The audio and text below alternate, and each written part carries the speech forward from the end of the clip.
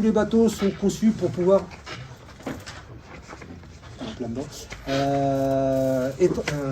étancher et aveugler une voie d'eau, pouvoir se maintenir à flot.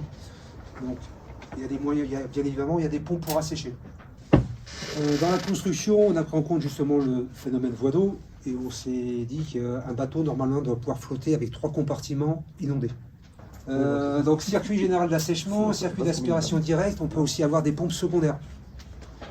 Mon circuit d'assèchement, il va être comme ça, mais si j'ai une voie d'eau qui j'ai de la gîte, il faut avoir 2 systèmes d'aspiration, une de chaque bord. Si le bateau est couché et l'aspiration de l'autre côté, ça fera strictement rien. Donc il faut avoir des pompes assez fortes pour pouvoir remonter la colonne d'eau. En gros, c'est pour calculer le débit nécessaire à la voie d'eau. Comme on ne peut pas être présent dans les locaux 24 heures sur 24, j'ai des détecteurs, des alarmes, ce qu'on appelle des alarmes de montée d'eau. Donc à fond de cale, j'ai un flotteur, comme c'est le principe de la chasse d'eau, tout bêtement, mais c'est inversé, ça monte, ça déclenche une alarme. Donc, sur tous les bateaux, il y a des bateaux, ce qu'on appelle des panneaux synoptiques, qui vont reprendre la forme du bateau et les différents types d'alarmes. Si c'est une voie d'eau, si c'est une alarme incendie, si c'est un détecteur de chaleur, un détecteur de fumée, on doit tout pouvoir détecter. Je crois que je vais le redire après. Du moment où on est officier de quart sur un bateau, du moment où il y a une alarme qui se déclenche, je suis obligé d'envoyer quelqu'un aller voir. Même si c'est une fausse alerte. C'est une obligation. À l'analyse du risque, l'avarie de coque à redouter sur la voie d'eau sont multiples. L'abordage, c'est le premier.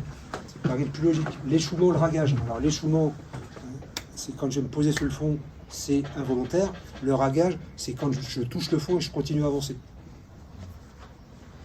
Le heurt d'une épave ou d'un objet flottant, l'iceberg ou autre glace dangereuse, ici il n'y en a pas trop, et surtout aussi des ruptures de soudure. Ça peut arriver. Bateau mal entretenu, les soudures peuvent casser. Donc là, j'ai une grosse voie d'eau.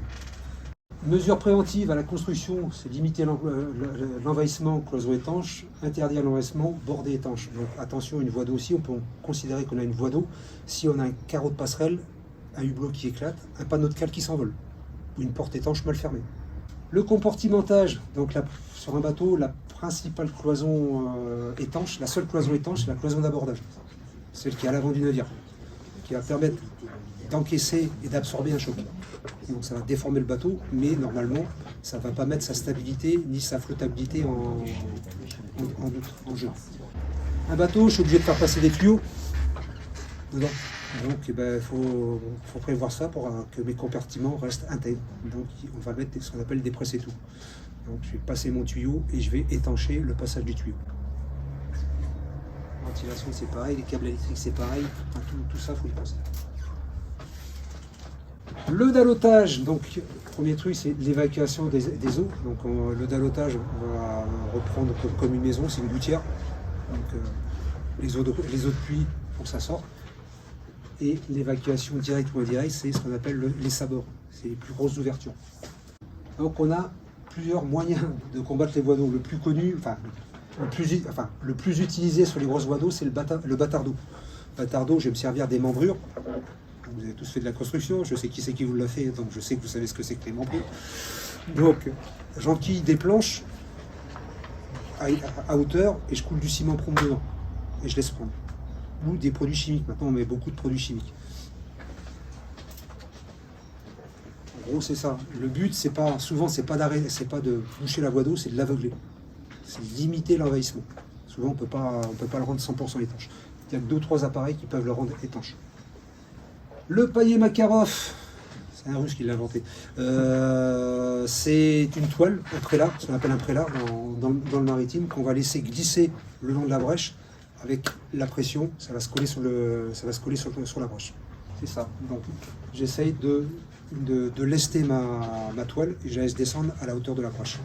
Ça ne sera pas 100% étanche, je le dis tout de suite, mais ça va limiter l'entrée d'eau. Donc on le fait passer par l'extérieur. Par l'extérieur, le long de la coque. Si tu le mets à l'intérieur, avec la pression, ça ne collera pas. Le plus efficace, c'est ça. C'est la cloche à étrier, ce qu'on appelle, j'ai fait une faute, c'est ou cloche colomès. Donc j'ai une forme de cloche, n'importe quelle forme, carré, rectangulaire, circulaire. J'ai un joint qui est ici, j'ai une vis sans fin avec ce qu'on appelle un parapluie de l'autre côté. Je rentre dans la brèche, je déplie le parapluie et je serre.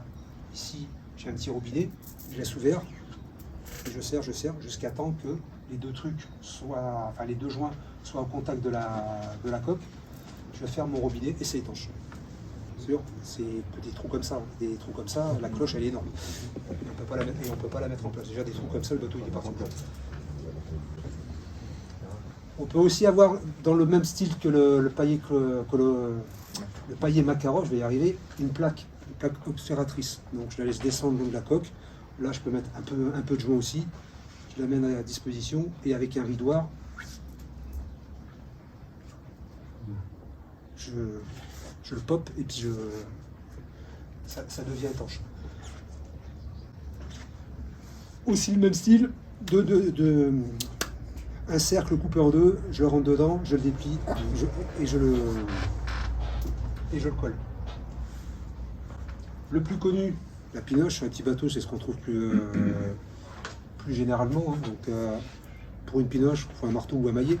Si vous avez, même avec des petits points musclés, vous allez vous faire mal, vous n'allez pas l'enfoncer. Donc, si j'ai la pinoche, il faut aussi avoir le maillet qui va avec. On découvre depuis quelque temps les pistolets à scellement. Donc, on a réussi à mettre au point des produits qui prennent très rapidement dans l'eau de mer. Donc, ça peut aider sur les petits trous.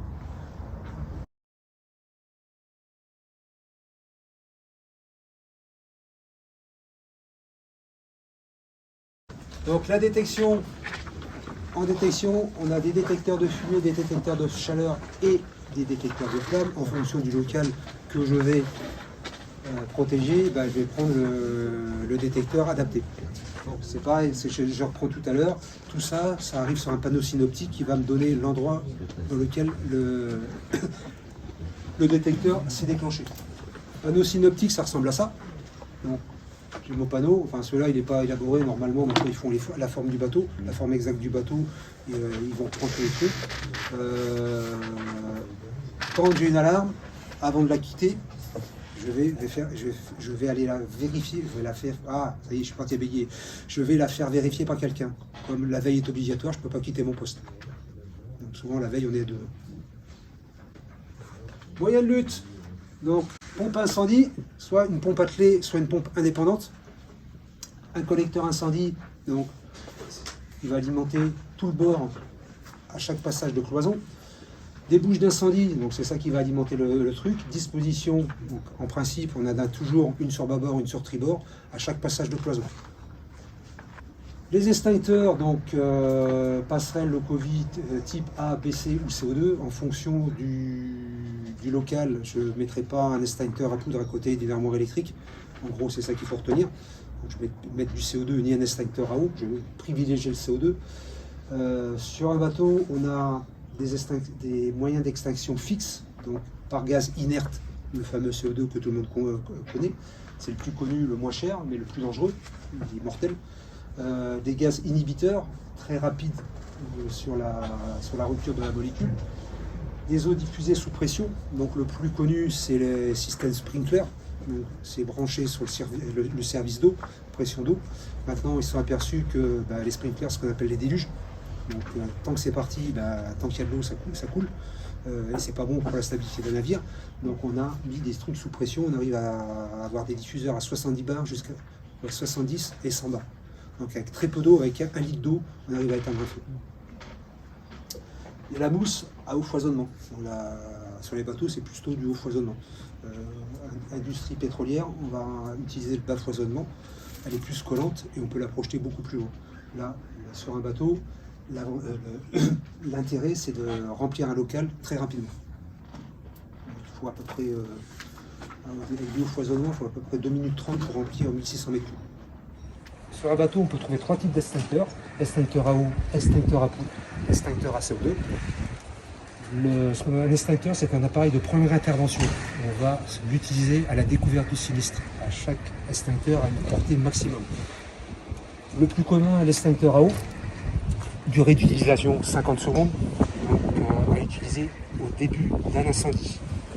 Donc, pour utiliser un extincteur, bien évidemment, je le dégoupille, je le percute. n'utilisera jamais l'extincteur si j'ai pas le scellé de pour utiliser un extincteur, je ne vais pas appuyer comme ça, je vais me le prendre à l'envers. Avant de le mettre en service, je vais enlever la goupille. Là, je l'ai dégoupillé et je vais le percuter. Quand je percute un extincteur, je ne mets jamais ma tête au-dessus. Ça évite de prendre la tête dans la figure si les boulons sont en mauvais état. Là, il est en pression. Avant d'aller attaquer mon feu, je fais un essai. Je sais que je suis sous pression. Et pour aller attaquer mon feu, je vais m'approcher. Et avant d'arriver sur le foyer, je vais commencer. Ça botte de poudre. Je vais regarder le temps. Là, c'est pratiquement plus rien.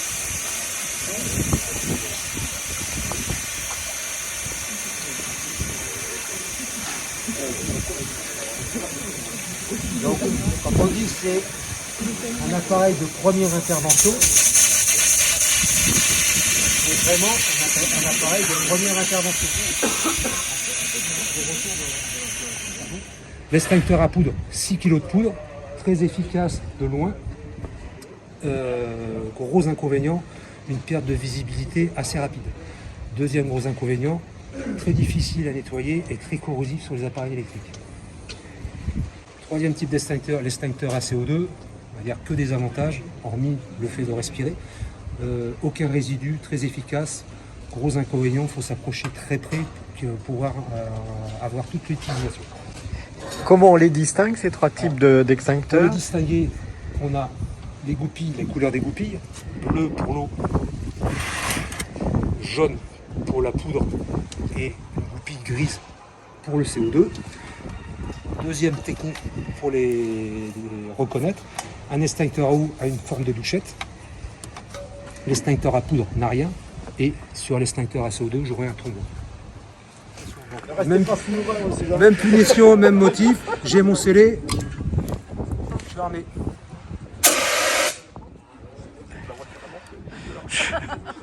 C'est pas dangereux. Donc, si on tape là, c'est très froid déjà. Quand on utilise un CO2, on y va toujours par à coup, jamais on continue, sinon on fait givrer le gicleur. Ça marche contre de l'électrique. Ah oui, c'est le plus efficace. Et on fait de la neige en plus. On fait déjà, on va faire des boules de neige bientôt. Alors, si tu veux le tenir normalement sous ton verre, tu prends comme ça.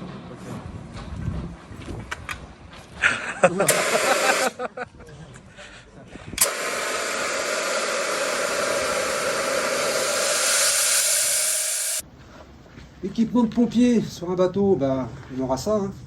Pour ceux qui viendront la prochaine fois, on leur fera utiliser. On leur fera mettre. Donc, un appareil respiratoire, le fameux aéri, une tenue unifugée, une lampe torche, une paire de gants, une ligne de vie, une pince à défoncer, pas toujours, et surtout un casque.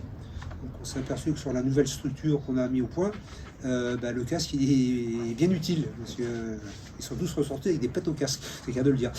Et comme on n'a pas encore l'habitude de se baisser comme avant, on rentrait comme ça, mais même les collègues, ils se sont fait avoir. Donc celui-là, l'aéri que vous avez, pourquoi je vois pas, que vous avez ici, c'est pas ce que vous allez trouver à bord. Ça, c'est du circuit fermé, ça coûte très cher et l'utilisation est... Il faut vraiment être entraîné pour pouvoir l'utiliser.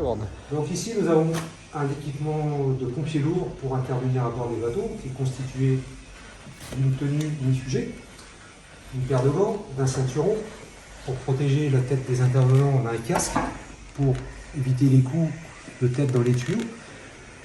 Et, on ne voit pas derrière, l'aéri. L'aéri est l'appareil respiratoire isolant qui permet de respirer dans des endroits où l'air est vicié. Donc on a le masque facial et le plot de raccordement. Le temps d'utilisation d'un aéri est d'environ 20 minutes.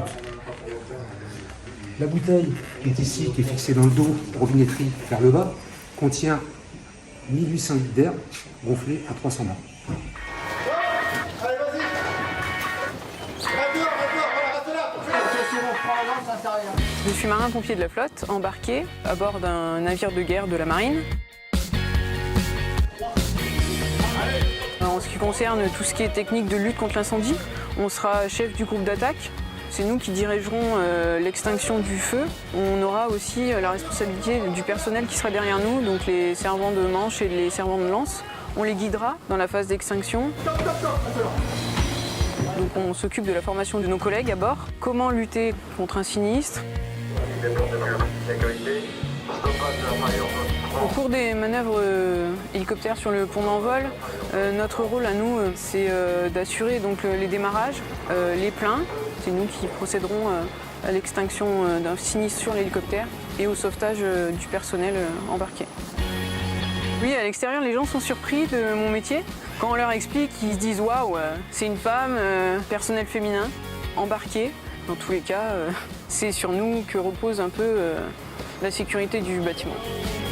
C'est un cadeau d'être dans la marine parce que je me suis engagée pour le métier, pour le bateau, pour la marine, mais aussi pour découvrir beaucoup de pays. Et je pense que c'est un peu le rêve, quoi. Sur un bateau, vous allez aussi trouver ce qu'on appelle le safety plan ou le fire plan. Donc on va reprendre la forme du bateau en général et vous allez avoir en indication le matériel incendie et le matériel de survie. Tout ce qui est incendie, c'est rouge, tout ce qui est survie, c'est vert. Donc, en fonction de ça, on va savoir le type d'extincteur, si j'ai une armoire incendie, si j'ai des tuyaux qui sont là, si j'ai des life jackets, si j'ai des TPS qui sont là, si j'ai des bouées couronnes qui sont là. En fonction de ça, on peut se diriger. En prévention, donc à la construction, donc j'ai des dispositifs de ventilation avec des arrêts d'urgence. Pour prendre un compartiment étanche, j'ai les fameuses portes étanches, mais il y a souvent des grilles de ventilation. Donc je vais avoir des tapes pour mettre sur les grilles, et je vais aussi avoir des tapes pour mettre sur les hublots, les ronds et les sabords carrés. Pour la simple et bonne raison qu'une vitre, ça résiste pas longtemps à la chaleur. Donc si ça pète, je vais rentrer sur des phénomènes thermiques qui vont être dangereux. Donc comme on est normé, ce que je disais tout à l'heure, en navigation française, on est normé norme STCW, on est astreint à des exercices réguliers, à minima une fois par mois. Donc, soit exercice d'abandon, soit exercice incendie. Donc il faut, au cours des exercices, utiliser les extincteurs, les manches, les appareils respiratoires isolants, enfin, tout ce qu'on peut avoir besoin lors d'un cas réel. Exercice, phase théorique, donc quand je fais un exercice, je présente tout ce qui doit se passer. La phase de démonstration, c'est un scénario qui est prévu à la base, donc j'essaye de jouer le scénario et je fais mon débriefing à la fin. Si je m'aperçois que le scénario il a mal été joué, c'est qu'il y a eu des manques. Donc je vais corriger pour préparer l'avenir.